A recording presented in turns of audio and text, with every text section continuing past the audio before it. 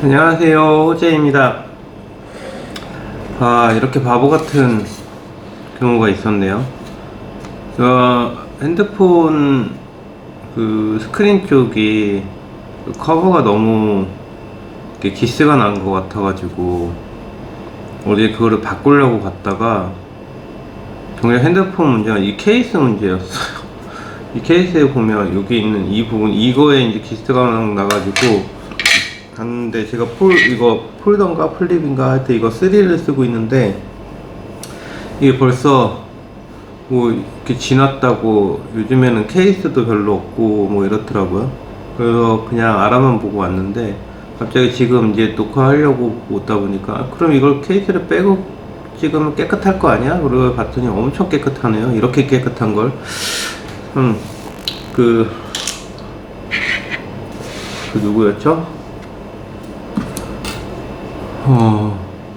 클린턴 대통령이었나?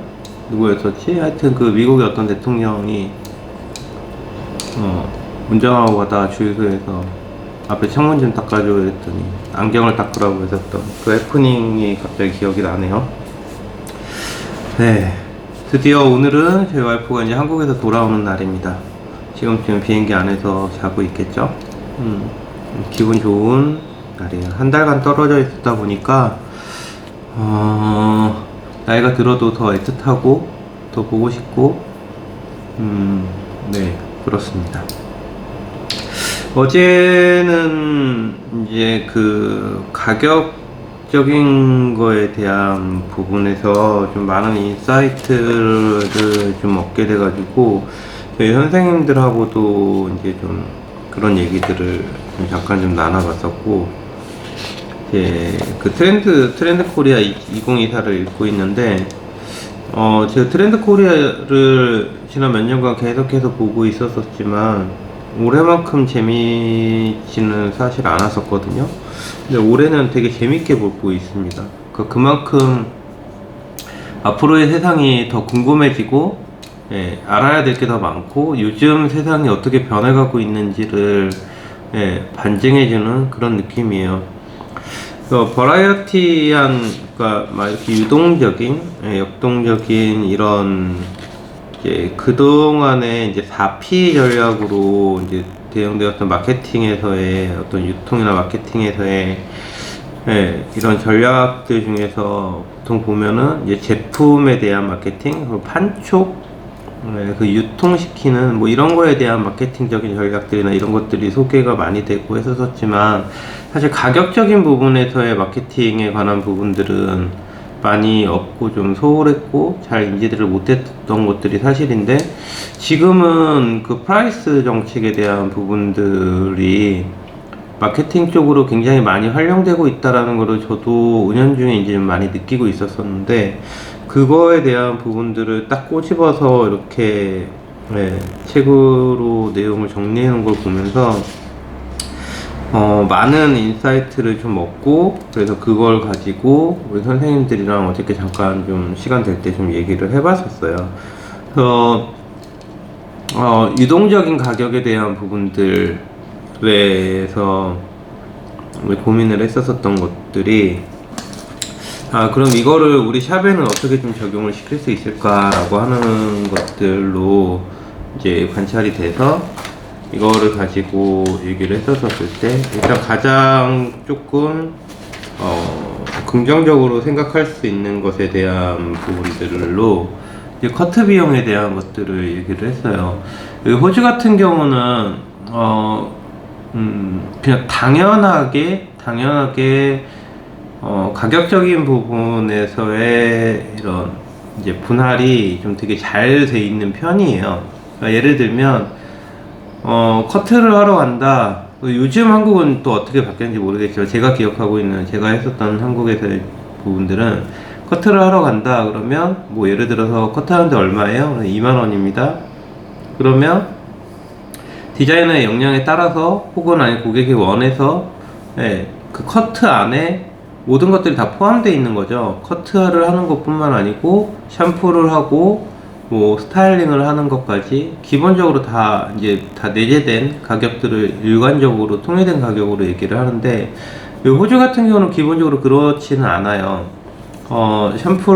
샴푸를 하게 되면 별도의 추가 차지 요금이 있고, 더 디테일한 드라이를, 스타일링을 원하면 또 그거에 대한 별도 차지를 또 붙이고, 뭐 그런 것들에 대한 부분들이, 조금 더 세분화시키고, 조금 더 효율성에 맞는 부분들을 가지고, 이제, 가격 책정을 하는 것에 대한 부분들을 좀 토론을 하고 얘기를 잠깐 해봤었습니다. 그래서 이 부분을 어떻게 정리를 좀 잘해서 우리 샵에 접목을 시킬 수 있을지에 관한 부분들을 일단 저는 계속해서 생각하고 있는 부분들을 이제 시간대별 가격에 대한 차별화. 그러니까 저희가 보통 이제 오전 시간대에 예약이 가장 빨리 차고 가장 이제 객단가들이 높은 시설들을 보통 많이 하고 있고 이 나라의 전체적인 생활 패턴의 특성상 특히 저희가 있는 이 이스트우드라고 하고 있는 이 지역의 특성상 이제 가족 단위의 고객들이 주로 몰리는 지역들이다 보니까 1시에서 오전 9시에서 10시 사이 정도가 되면 이제 보통 고객님들이 오셔서 그 시간대에 화학시술들을 보통 많이 하세요. 그리고 나서 1시쯤 되면 한 2-3시간 정도의 시간이 흐르고 나서 1시에서 2시 사이쯤이 되면 하나같이 전부 다 썰물처럼 다 빠져나갑니다. 아이들을 픽업을 가요, 학교로. 이 나라는 이제 우리나라 같은 그 뺑뺑이 돌리는 차량이라든가 이런 것들이 있을 수도 없고 있지도 않고 그리고 학교 특히 어린아이일수록 직접 부모가 가서 픽업을 이제 해와야 되는 이제 그런 것들이 기본적으로 다 돼 있다 보니까 이제 픽업을 가면 2시부터 3시 사이, 3시 한 반 사이 정도가 이제 보통 좀 한가해지는 시간대예요.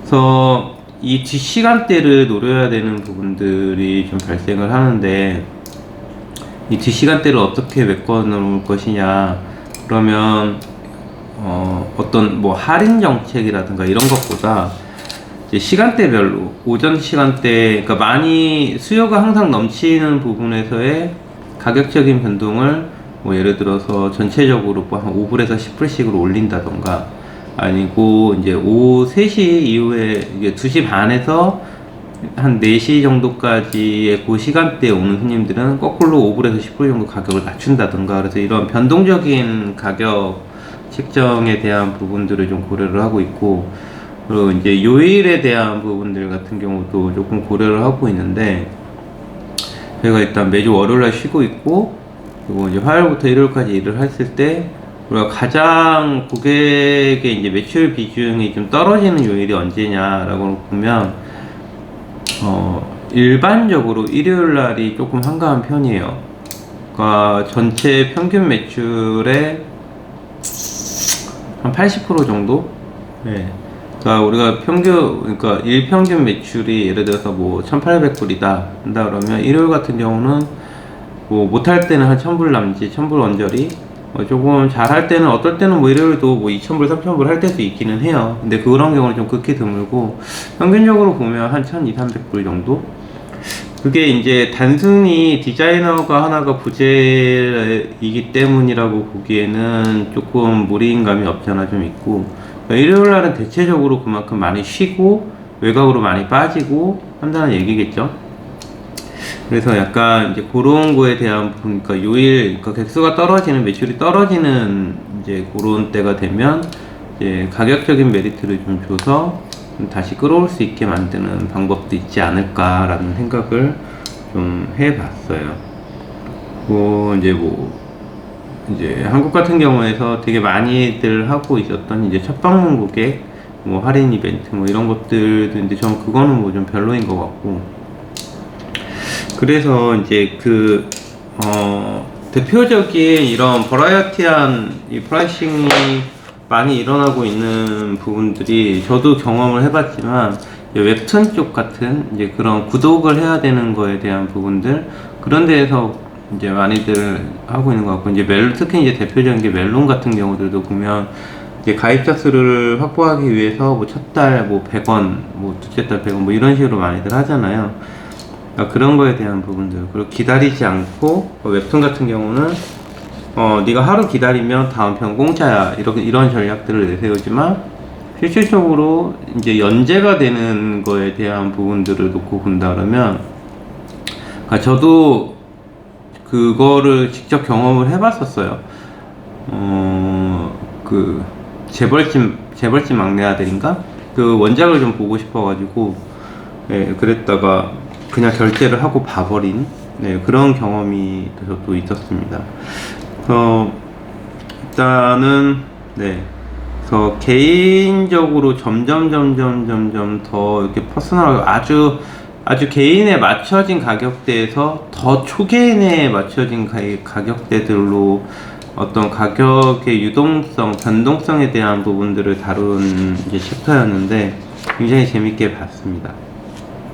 그래서 이거를 잘 활용을 해서 우리 샵에 어떤 식으로 접목을 시킬 수 있을지, 그리고 이제 작년에도 굉장히 많은 화두가 됐었던 이제 도파민에 대한 부분들, 그러니까 어떤 쾌락, 즐거움을 위한 부분에서 우리 샵을 어떻게 하면 조금 더 뻔한, 예, 좀 재밌는 요소를 줄 수 있는 것들이 어떤 게 있을까라고 하는 부분들을 같이 좀 고민을 하고 있어요. 그래서 요즘 제가 스스로 느끼기에도 제가 스스로가 조금 많이 바뀌고 있다, 이런 부분이 좀 많이 바뀌었구나 라고 하는 부분들이 저 스스로도 제가 좀 유연해지는 사람이 되고 있는 것 같고, 그리고 혼자의 힘보다 같이, 그러니까 서로 같이 이제 곁들여서 하는 것에 대한 부분들, 예, 그 부분에 대한 중요성이라든가 그 부분에 대한 이제 장점들을 많이 보고 그렇게 많이 움직이게 되고 있는 것 같습니다. 오늘은 즐거운 날입니다. 네, 저희 와이프도 오고 아이들도 다 왔고 이제 다시 정상적으로 또 샵도 잘 꾸려지고 있고, 새로 들어온 인턴쌤도 아주 열심히 잘 즐겁게 잘 동화돼서 같이 일 잘 해주고 있고, 모든 게 평화로운 때예요. 하지만 또 이럴 때 늘 이렇게 좋은 때만 있을 수는 없는 거죠.